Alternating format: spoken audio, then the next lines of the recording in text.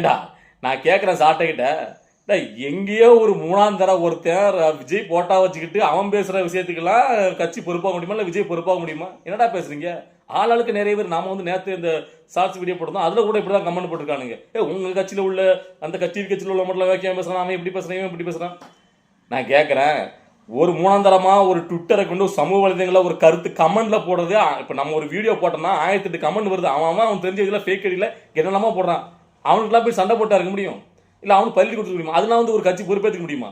விஜய் போட்டாவும் 1000 பேர் வச்சிருக்காங்க. எதிராளிகள் கூட விஜய் போட்டா வச்சுட்டு என்னெல்லாமா ஃபேக் வந்து கிரியேட் பண்றான். முதல்ல ஒரு ரெண்டுக்குள்ள வித்தியாசத்தை நீ புரிஞ்சுக்கணும். ஒரு கமெண்ட்ல ஒருத்தன் ஒரு இதை போடுறதுக்கும், ஒரு ட்விட்டர்ல ஒரு அக்கௌண்ட் ஒருத்தன் வந்து போடுறதுக்கும், ஒருத்தன் பொதுவெளியில உட்கார்ந்துக்கிட்டு நேரடியாக மீடியாவில் வந்து பார்த்தீங்கன்னா அபத்தமா ஆபாசமா இப்படி பேசுறதுங்கிறது ரெண்டும் ஒன்னான்னு கேட்குறேன்.